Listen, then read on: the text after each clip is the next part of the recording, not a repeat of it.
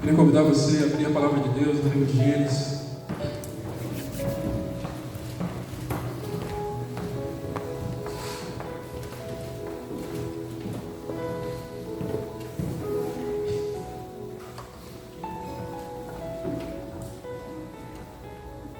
Aleluia. Capítulo 2.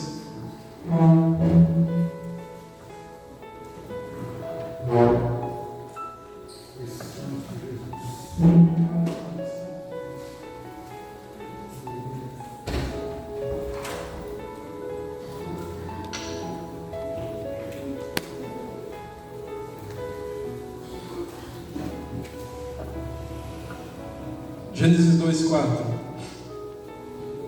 A palavra de Deus diz assim: esta é a gênese dos céus e da terra, quando foram criados, quando o Senhor os criou. Não havia ainda planta nenhuma no campo ou na terra, pois ainda nenhuma erva do campo havia brotado, porque o Senhor Deus não tinha feito chover sobre a terra, e também não havia ninguém para cultivar o solo. Mas uma neblina subia e regava a terra e a superfície do solo. Então o Senhor Deus formou o homem do pó da terra e lhe soprou nas narinas o fôlego da vida, e o homem se tornou um ser vivente. O Senhor Deus plantou um jardim no Éden na direção do oriente e pôs nele o homem que havia formado. Do solo o Senhor Deus fez brotar todo tipo de árvores agradáveis à vista e boas para o alimento, e também a árvore da vida no meio do jardim, e a árvore do conhecimento do bem e do mal. Versículo 15. O Senhor Deus tomou o homem e o colocou no jardim do Éden para cultivar e o guardar. E o Senhor ordenou ao homem: de toda a árvore do jardim você pode comer livremente, mas da árvore do conhecimento do bem e do mal você não deve comer, porque no dia em que você comer dela, você certamente morrerá. Amém, irmãos? Vamos fechar os olhos, vamos orar. Você esteja orando pela minha vida, intercedendo para que essa palavra ela venha tocar em nós, não tocar em vocês, para que ela venha tocar em nós, que ela venha abençoar a sua vida, que ela venha abençoar a minha vida nessa noite. Pai, nós te damos graças, Senhor, pela tua palavra, Senhor. Como nós necessitamos de ouvir a tua voz, Senhor. Como o Senhor se revela, Deus, através da sua palavra, Deus. Como essa canção que cantávamos, eu quero conhecer Jesus. Como o Senhor Jesus se revela através das Escrituras. Então nós clamamos, Pai, para que o Senhor encontre em nós, Senhor, uma terra fértil nessa noite, Pai. Alguém disposto, disponível a ouvir a sua voz, Senhor, amado. Alguém disposto, disponível a ser essa terra onde o Senhor venha lançar sementes, e que essas sementes, Senhor, venham brotar e venham dar frutos, e muitos frutos, e frutos que permaneçam, Pai. Senhor, nós oramos, Pai, clamamos por esse momento, que tudo aquilo que não tem a ver contigo, Pai, que deixe este lugar. Nós clamamos por um ambiente livre, porque onde o Teu Espírito está, ali tem liberdade. O Espírito Santo tem a liberdade para se mover, para se movimentar, para trabalhar em nós, para nos convencer daquilo que precisamos e daquilo que necessitamos, Senhor, para ser mais parecidos com o nosso Jesus, Pai. Senhor, essa é a nossa oração, e nós oramos em nome de Jesus. Amém e amém, Jesus. Amém, irmãos? Então, a palavra de Deus, já desde o princípio, desde o início, a gente pode ver com muita clareza que a vontade de Deus, ela é boa, ela é perfeita e ela é agradável. Amém? A gente vai ver isso na palavra de uma forma impressa lá em Romanos. Mas a gente pode ver que a vontade de Deus, desde o princípio, ela é boa, ela é perfeita e ela é agradável. Antes de Deus formar o homem, para ficar provado e com muita clareza que essa vontade é boa, perfeita e agradável, que antes de Deus formar o homem, Ele formou todas as coisas. Ele formou um jardim para o homem, Ele formou a terra para o homem, Ele deu para o homem. Aquilo ali é um ambiente de delícias para o homem. Desde Gênesis até o Apocalipse a gente vai ver que a vontade de Deus é boa, ela é perfeita e ela é agradável. Mas da mesma forma que a gente vê com essa clareza que a vontade de Deus é boa, ela é perfeita e agradável, a gente não pode desfrutar dessa vontade de qualquer jeito. Não é de qualquer forma que a gente desfruta dessa vontade. Não é de qualquer maneira que a gente desfruta dessa vontade. A gente pode ter o desejo de desfrutar dessa vontade. Mas para desfrutar dessa vontade não é de qualquer forma e não é de qualquer jeito. Deus apresentou todas as coisas já formadas e criadas e disse para o homem: você pode comer de tudo livremente, mas não pode comer da árvore que está no meio do jardim. Foi isso que Deus falou? Não, você não pode comer da árvore do conhecimento do bem e do mal, porque no meio do jardim estava a árvore da vida. E se Deus disse para o homem: você pode comer de todas as árvores, o homem poderia se alimentar da árvore da vida. A única árvore que o homem não poderia tocar era a árvore do conhecimento do bem e do mal. Apesar de Deus criar para mim e para você, de repente, um plano perfeito, uma vida perfeita, para mim e para você, existem instruções que vão reger a nossa vida, princípios que vão reger a nossa vida. Amém, irmãos? Amém? Foi o próprio Deus que estabeleceu esses princípios como forma de instrução, para que a gente pudesse ser bem sucedido aqui na terra. Hoje de meio-dia a gente falava que Deus mesmo fala que eu bem sei que pensamentos eu tenho a vosso respeito, pensamentos de paz e não de mal, para dar o fim que vocês desejam. Então tudo que Deus tem para nós é bom, irmãos. Tudo que Deus tem para a tua vida é bom, amém? Amém? É motivo de glorificar a Deus ou não? Saber que o plano de Deus é perfeito, que tudo que Ele criou para você é perfeito, que a vontade dEle a teu respeito é boa, perfeita e agradável, e muitas vezes a gente não glorifica. Muitas vezes a gente não consegue adorar, muitas vezes a gente não consegue louvar. Muitas vezes a gente recebe uma palavra, mas isso não nos gera mais nada. E é necessário que Deus venha e trabalhe essa terra que sou eu e que é você, para que quando a gente olhar para a vontade de Deus, a gente seja grato pela vontade de Deus. A gente pergunta: como eu posso desfrutar? A gente orar e clamar a Ele, porque nós precisamos desfrutar da forma certa. Adão e Eva estavam ali desfrutando. Como a gente fala de vez em quando, aquilo que para mim e para você muitas vezes é uma luta. Quem aqui já lutou para que a presença de Deus invadisse seu quarto? Aí, levanta a mão. E a gente orou e não deu nada, e não arrepiou, e a gente não chorou, e a gente tentou orar de novo, e a gente faz umas estratégias e parece que nada acontece. Adão e Eva tinham isso aí de forma gratuita, irmão. Todo final de tarde o próprio Deus descia ali, estava com eles. O devocional deles não era para Deus, o devocional deles era com Deus. Diferente do nosso, que muitas vezes a gente faz um devocional para Deus, a gente começa a orar e parece que não sente a presença. E eles não, a presença de Deus estava ali. Então eles tinham tudo e tinham a presença de Deus também. Mas não cumpriram com os princípios. Eles não seguiram a instrução de Deus. Eles queriam desfrutar de uma forma além daquilo que Deus havia liberado para a vida deles. E um dia entramos em dilema nessa questão, acho que foi na casa do Patrick, na reunião dos homens, né? Mas por que da árvore? O porquê da árvore? Por que Deus colocou a árvore? Isso é para a gente saber que tem limites. Tem lugares que a gente pode ir, tem lugares que a gente não pode, não deve mais ir. Amém, irmãos? Consegue entender? Tem limites, a nossa mulher é só a nossa mulher, a nossa única mulher. Amém? A mulher do outro é a mulher do outro. E para tudo, Deus vai colocando instruções de como você ser bem sucedido. Coisas que vão ser determinantes nesse tempo, irmãos. Que a gente está vivendo é as nossas escolhas. Tem a palavra, tem o Espírito Santo de Deus, tem a instrução de Deus, mas a gente que escolhe obedecer ou não. Ele deu essa liberdade para a minha vida e deu essa liberdade para a tua vida. Somos nós que vamos escolher. Seguir a instrução que Deus está dando ou não seguir a instrução que Deus está dando. E se a gente seguir a instrução que Deus está dando, a gente vai ter uma vida abençoada. Sim ou não? Sim. Sim ou não? Sim. Se eu seguir a instrução que Deus está me dando, eu vou ter uma vida abençoada. Se você seguir, vai ter uma vida abençoada. Se Adão e Eva escolhessem obedecer a Deus, eles teriam uma vida abençoada. Mas não, a gente sabe que no próximo versículo já vai mostrar a queda. No 2 mostra a criação e no terceiro já vai mostrar a queda.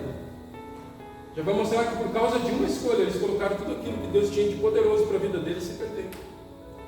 E muitas vezes é isso que acontece na minha vida e na tua vida.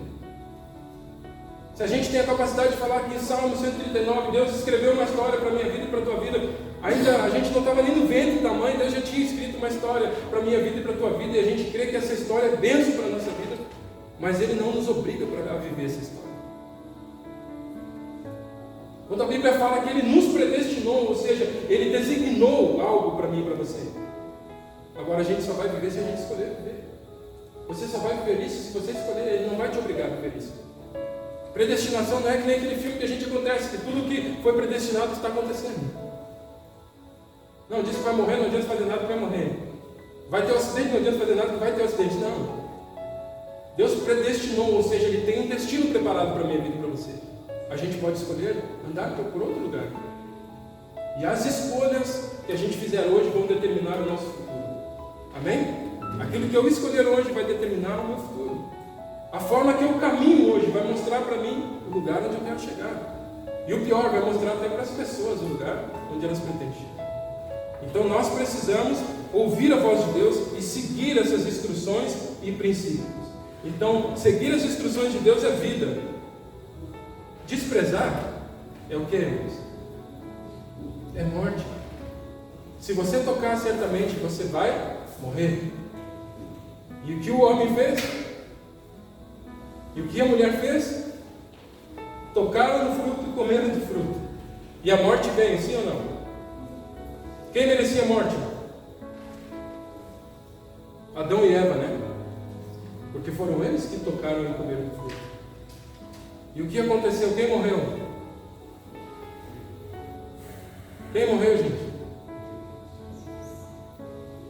Mas antes de Jesus morrer, há quase 2000 anos atrás, quem morreu foi um animal. Para que ele pudesse cobrir a vergonha de Adão e Eva. Era uma pele de animal. Só que hoje a gente estava conversando com o Gabriel e com a Irene na mesa, é a respeito disso, a respeito das nossas escolhas, que elas não afetam somente a gente. No momento que você escolhe, você pode escolher sozinho, escondido, sem ninguém estar te vendo. Mas a colheita, irmãos, isso pode acontecer até a tua quarta geração. E é Deus que fala que a maldade, que a iniquidade seria visitada até a terceira e quarta geração. Agora, para quem é pai, para quem é mãe, olhar para a vida de Adão e Eva por causa de princípios que eles quebraram, e de repente a hora que Deus foi lá e sacrificou o animal para cobrir a vergonha deles, eles olhando, de repente pensaram, pronto, acabou por aí. Não, não acabou por aí, a próxima morte foi de um filho deles. E deve ser terrível a gente fazer escolhas e escolhas erradas, porque as escolhas que eu fizer hoje vai impactar na vida do meu filho, na vida do meu neto, na vida do meu bisneto, na vida do tataraneto. Então por isso que todo momento que a gente fizer a escolha na nossa vida tem que ser baseado em princípios. Por que o mundo está dessa forma, gente? Por que o Brasil está dessa forma? Por que todas as nações estão dessa forma? Parece que o mal está prosperando, sim ou não? E o bem está parado, freado. É tanto terror, tanta guerra, tanta maldição, tanta praga, tanta peste, por causa das escolhas. Escolhas sem Deus. Escolhas de viver distante de Deus. Escolha onde a vida já não vale mais nada. Por quê? Porque a gente se afastou desse lugar, um lugar de princípios. Então a gente precisa escolher bem, porque as escolhas que a gente fizer hoje vai determinar o nosso destino. Amém? Vai determinar os nossos destinos. Isso tudo acontece quando a gente quebra o princípio. Quantos aqui já quebraram o princípio de Deus? Levanta a mão bem alta aí. Todos já quebramos o princípio de Deus. E todos já colhemos. E se a gente não se arrepender, a gente vai continuar colhendo. Então hoje foi um dia também que Deus deu a oportunidade de sentar com o Gabriel e dizer, me perdoe por isso que eu fiz. Porque o Pai fez isso. E isso aí alcançou a vida dos nossos filhos e alcançou a tua vida. E hoje a gente vai quebrar isso aqui na mesa. A gente precisa orar, porque isso não pode mais fazer parte da nossa vida. Amém, irmãos? Então não estamos perdidos. Tem coisa que só basta a gente orar junto e quebrar e dizer, não vai mais fazer parte da nossa vida. Que a nossa geração não vai pagar por escolhas erradas e princípios que a gente quebrou. Amém? A Bíblia fala também em Êxodo 20, então vamos ler. Você lê na sua casa a respeito de uma série de mandamentos que o próprio Deus estabeleceu. Onde Deus fala a respeito, com Moisés, a respeito de uns mandamentos que seriam balizadores na vida deles. E fala assim, então Deus falou por todas essas palavras: eu sou o Senhor seu Deus, que te tirei da terra do Egito e da casa de servidão. Não tem outros deuses diante de ti, diante de mim. Não faça para vocês imagem de escultura, nem de semelhança alguma do que há em cima do céu, nem debaixo da terra, nem nas águas. E não adore essas coisas, não preste cultos a ela, porque o Senhor, o seu Deus, sou zeloso, que visito a iniquidade dos pais na vida dos filhos até a 3ª e 4ª geração daqueles que me odeiam. Mas faço misericórdia até 1000 gerações daqueles que me amam e guardam os meus mandamentos. Não tome o nome do Senhor, seu Deus, em vão, porque o Senhor não terá por inocente o que tomar o seu nome em vão. Lembre-se do dia do sábado para o santificar. 6 dias você trabalhará e fará toda a sua obra. No 7º dia é o sábado dedicado ao Senhor seu Deus. Não faça nenhum trabalho nesse dia, nem você, nem o seu filho, nem a sua filha, nem o seu servo, nem a sua serva, nem o seu animal, nem o estrangeiro das suas portas para dentro. Porque 6 dias o Senhor Deus fez os céus e a terra, o mar e tudo que nele há. Mas no 7º dia ele descansou. Por isso o Senhor abençoou o dia de sábado e o santificou. Honre seu pai e sua mãe, para que você tenha vida longa na terra, que o Senhor, seu Deus, lhe dá. Não mate, não cometa adultério, não furte, não dê falso testemunho contra o próximo. Não cobice a casa do seu próximo, não cobice a mulher do seu próximo, nem o seu servo, nem a sua serva, nem o seu boi, nem o jumento, nem coisa alguma que pertença ao seu próximo. Então, quando Deus dá todo esse tipo de mandamento, ou seja, Ele não dá assim só como balizador para que eu possa ter uma vida próspera e você ter uma vida próspera. Eu creio que quando eles tiveram acesso àqueles mandamentos, foi para eles ver o quanto eles já tinham pecado, o quanto eles já tinham errado e o quanto eles careciam da misericórdia de Deus, o quanto eles já tinham quebrado de instrução de Deus, o quanto eles já tinham quebrado de princípio de Deus e que precisavam dessa graça e dessa misericórdia de Deus. Como a palavra de Deus fala lá no Novo Testamento, todos pecaram e foram destituídos da glória de Deus. Ou seja, precisamos fazer o caminho de volta. Amém? E mostrar para o homem que pelo seu braço, pela sua força, por si só, a gente não vai conseguir cumprir com nenhum mandamento, obedecer às instruções de Deus, porque somos fracos, sim ou não? Falhamos, pecamos, erramos, mas carecemos da graça de Deus sobre a nossa vida. Ou seja, a nossa força não é eficaz para a gente cumprir nenhum tipo de mandamento. A nossa humanidade também não é eficaz para a gente cumprir nenhum tipo de mandamento. A força do nosso braço também não. A Bíblia fala em Jeremias a respeito de que maldito é o homem que confia no homem. Quantos já viram essa passagem? Quantos já leram essa passagem? E o que a maioria de nós falaríamos a respeito dessa passagem? Maldito é o homem que confia no homem. A gente fala isso em relação ao outro, sim ou não? Maldito é o homem que confia no homem, maldito é o homem que confia no presidente, maldito é o homem que confia no amigo, maldito... Não, a Bíblia está falando, maldito é o homem que confia em si mesmo. Maldito é o homem que confia na sua carne, na força do seu braço. Esse homem não vai conseguir coisa alguma. Então eu creio que quando chegou esses mandamentos era para mostrar para eles que força do braço só vai gerar legalismo e religiosidade. Tudo que você fizer na força do teu braço, que você vai tentar seguir o princípio e cumprir o mandamento, isso na força do seu braço é legalismo ou religiosidade. A gente precisa de algo a mais e Deus mostrou muito bem no princípio quando Eva caiu. Amém? Então não veja os mandamentos do Senhor como uma proibição, mas como um cuidado, como um pai zeloso que quer trazer bênção para a vida dos seus filhos. Não tenha os mandamentos de Deus apenas como proibição, não toque, não faça, não isso, não aquilo, mas tenha isso como uma instrução de um pai zeloso e amoroso que quer abençoar a vida dos seus filhos, que quer dar uma direção para a vida dos seus filhos, que quer fazer com que os seus filhos sejam bem-sucedidos aqui na terra. Deus nunca vai te liberar uma palavra de maldição. Toda palavra que Ele libera a teu respeito são palavras de bênção e de bênção. Amém? Então os mandamentos do Senhor e os princípios de Deus também são expressão do amor de Deus para a minha vida e para a sua vida. São expressão do amor de Deus. Quando a gente fala com o filho não faz isso, o filho pode enxergar como uma proibição. Mas é o nosso amor querendo proteger o nosso filho. Filho não anda na festa, filho não faz isso, filho não usa droga, filho não beba, filho se preserva até a data do seu casamento. Ele pode ver isso como proibição.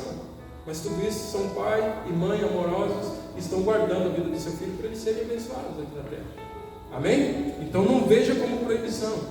A gente pode fazer coisa errada? Podemos? Sim ou não? Sim.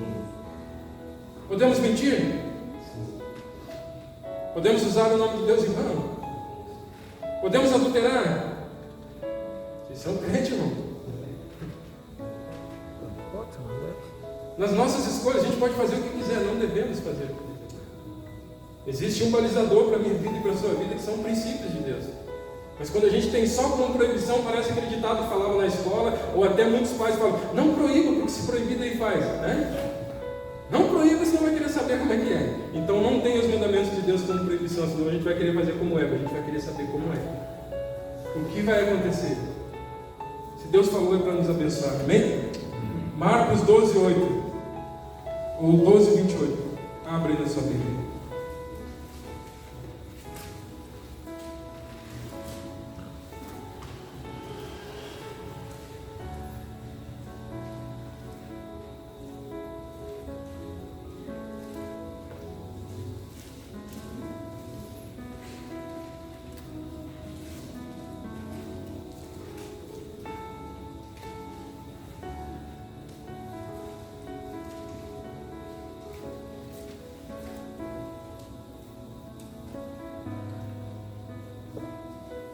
Marcos 12, 28.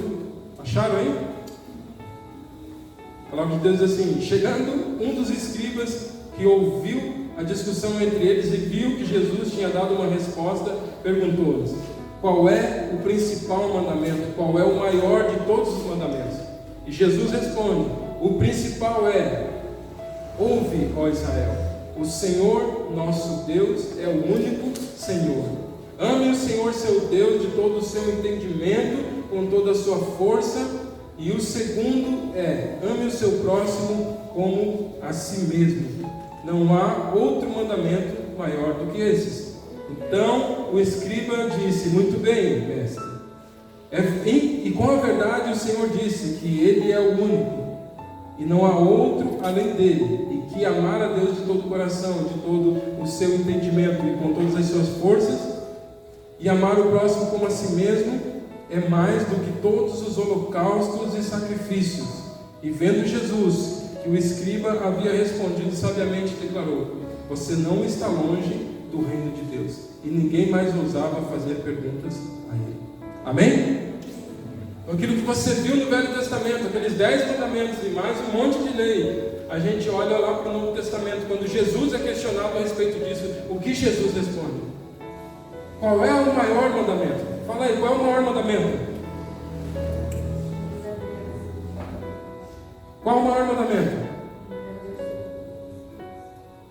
O maior mandamento é amar a Deus sobre todas as coisas. O maior mandamento é: ouve, ó Israel, o Senhor seu Deus é o único Deus. E aí vem outro ponto que fala: amarás o Senhor teu Deus de todo o teu coração, com todo o seu entendimento, e amarás o seu próximo como a si mesmo. E quando a Bíblia fala ouve, ela quer dizer é escutar e obedecer, é escutar e colocar em prática. E por isso que o mandamento é: ouve, ó Israel, o Senhor seu Deus é o único Deus. Isso já tira a gente de um monte de coisa, a gente já não vai adorar mais nada, sendo Ele o único Deus. Amém? Não amaremos mais nada, por quê? Porque Ele é o único Deus. Então ouve, ó Israel, o Senhor teu Deus é o único, o Senhor nosso Deus é o único Senhor. Ame o Senhor de todo o seu coração, com toda a sua alma, e com todo o seu entendimento, e com toda a sua força. Aqui fala a respeito de plenitude. Amar o Senhor numa totalidade. Amar Deus com tudo que temos e com tudo que somos. Por isso que no momento da oferta a gente fala também que é uma expressão de amor ao Senhor. Porque a gente ama Ele com dinheiro, a gente ama Ele sem dinheiro, e o nosso dinheiro não é o nosso dono, Ele é o nosso dono, amém? Amém? Então aqui fala de uma plenitude de amor. Ame o Senhor teu Deus. Eu acho que o segundo é, quando o próprio Cristo falou, o segundo é: ame o seu próximo como você ama a si mesmo. Ame o seu próximo como você ama a si mesmo. Eu creio que se a gente cumprisse o primeiro, a gente já cumpriria o segundo, sim ou não? Se a gente amasse o Senhor com todo o nosso entendimento, todas as nossas forças, com toda a nossa alma, com tudo que há em nós, eu creio que amar o nosso próximo seria uma consequência disso. O inverso eu não acredito que é possível. Amar o nosso próximo não vai nos levar a amar a Deus. Agora, amar o nosso Deus com toda intensidade sempre vai nos levar a amar o nosso próximo. Então eu creio que esse é um tempo onde a gente de repente tem que fazer um caminho de volta. E quando o próprio Jesus fala para esse escriba, quando ele fala assim, verdade, você respondeu isso, você respondeu aquilo, e Jesus diz assim para ele, você não está longe do reino de Deus, mas também não falou para ele, você está no reino de Deus. Quando o nosso entendimento começa a abrir, a gente se aproxima do reino de Deus. Quando a gente começa a colocar em prática os mandamentos do Senhor, a gente está entrando no reino de Deus. Ou seja, o próprio Deus está exercendo domínio e controle sobre a minha vida e sobre a sua vida. Ele tem se tornado o único Deus, amém? O único Deus. Lucas 10.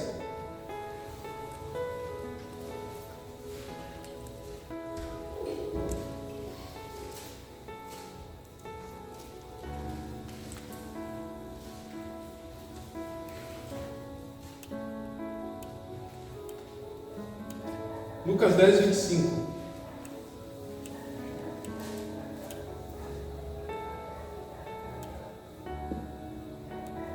A Bíblia vai falar a respeito de que, já no 25, e eis que certo homem, intérprete da lei, se levantou com o objetivo de colocar Jesus à prova. E lhe perguntou, mestre, o que farei para ter a vida eterna? Então Jesus lhe perguntou, o que está escrito na lei? Como você entende?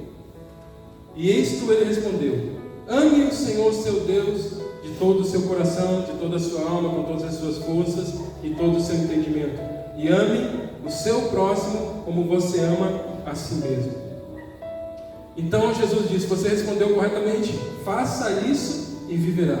Mas ele, querendo justificar-se, perguntou a Jesus, quem é o meu próximo? E Jesus prosseguiu, um certo homem descia de Jerusalém para Jericó e caiu nas mãos de alguns ladrões. Estes, depois de lhe tirarem a roupa e lhe causar muitos sofrimentos, retiraram-se, deixando o homem semi-morto. Por casualidade, um sacerdote estava descendo por aquele mesmo caminho, e vendo aquele homem, passou de largo.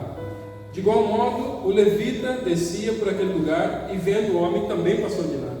E certo samaritano, que seguia o seu caminho, passou por perto daquele homem, e vendo, o compadeceu-se muito dele, e aproximando, fez curativo nos ferimentos dele, e aplicando-lhes o óleo e o vinho.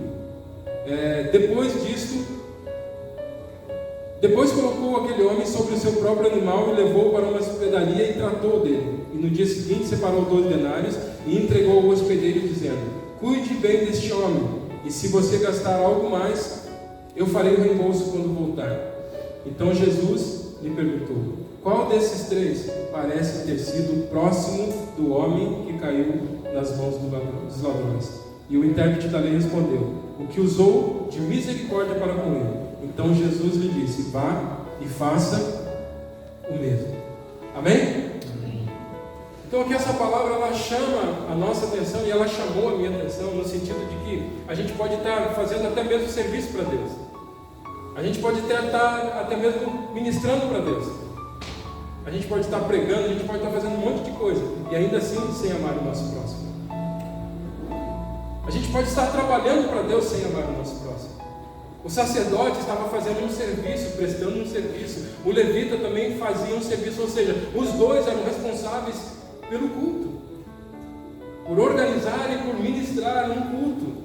E ainda assim, passando por aquele homem, eles passaram para o outro lado da rua.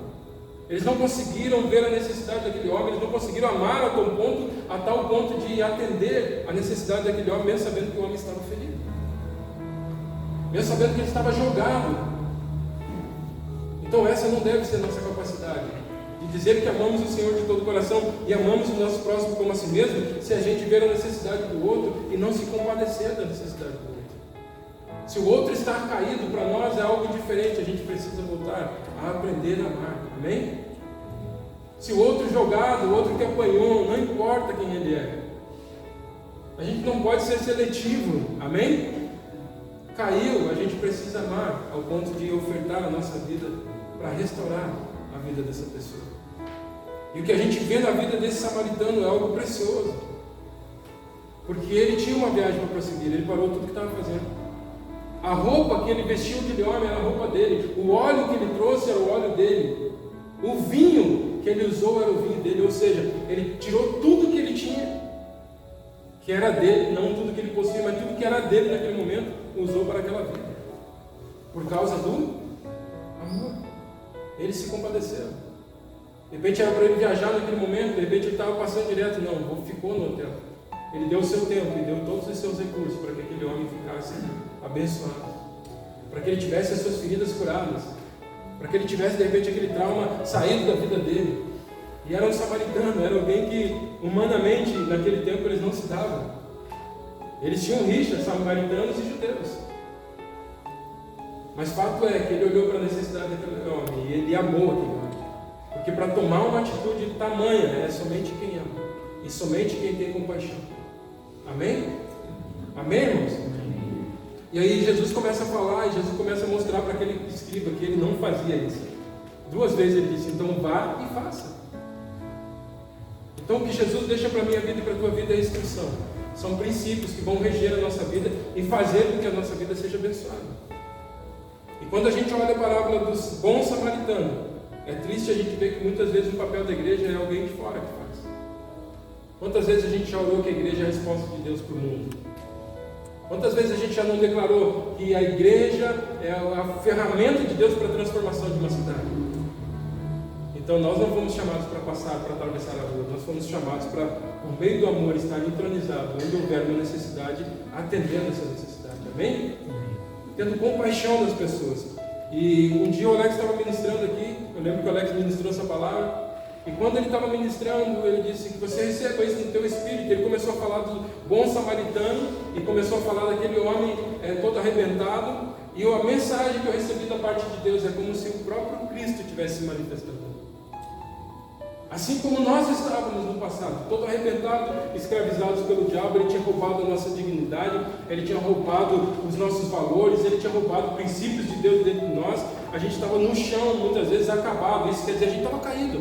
A gente estava caminhado, mas a gente estava caído no nosso pecado. A gente era escravo. De repente todo mundo passou por ali.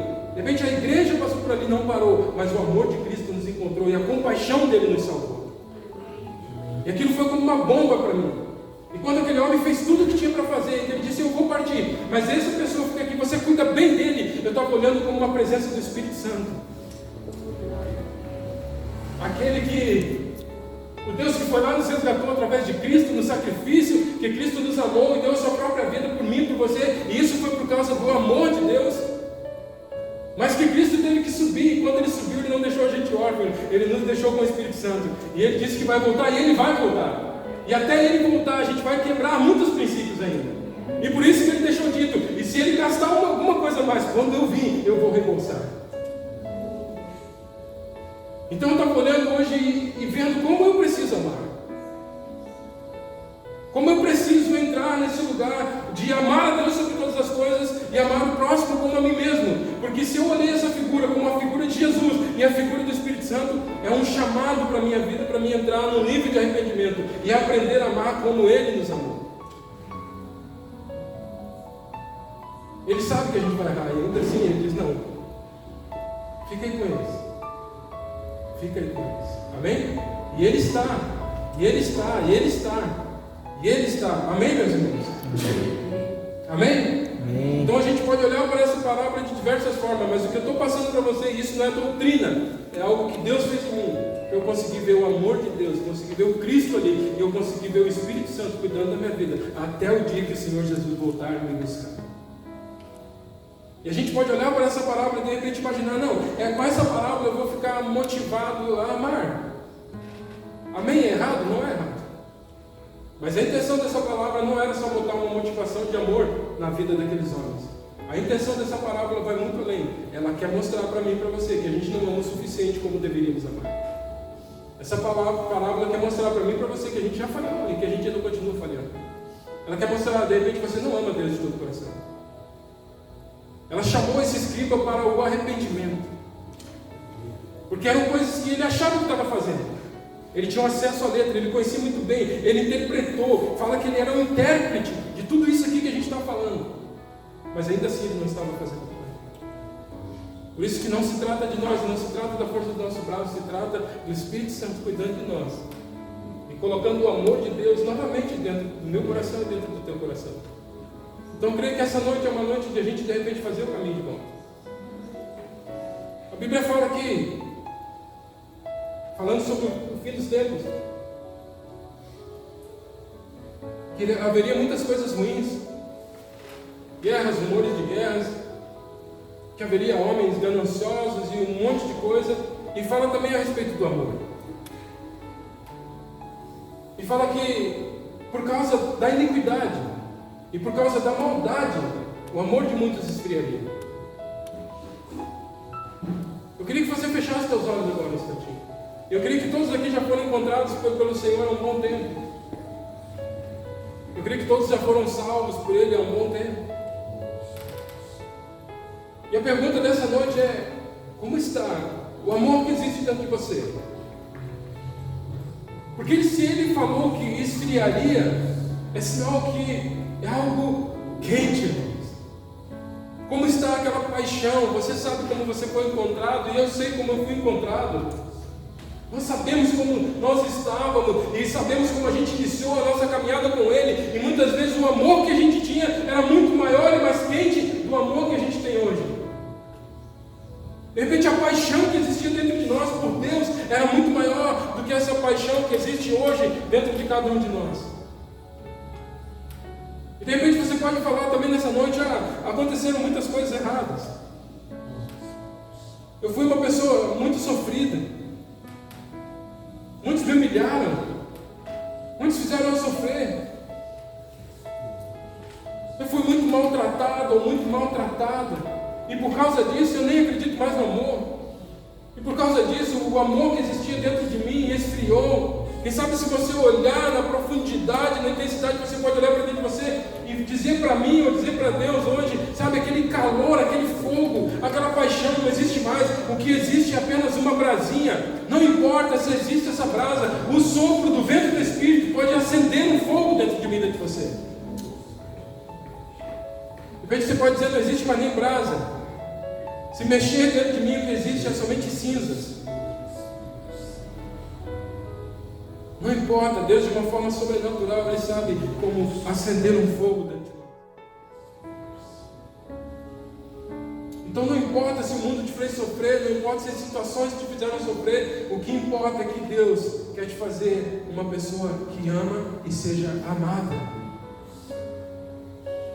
Amar a Deus sobre todas as coisas e se permitir ser amado por Deus, ser amado por Deus. Não importa se você já sofreu, o que Ele quer é ressuscitar o amor que existiu de repente um dia na minha vida e na tua vida. O amor por Ele e o amor pelo próximo. Amém? Amém? Porque nada vai fazer sentido sem isso. Nada vai fazer sentido. A gente pode fazer um monte de coisas para Deus sem sentido.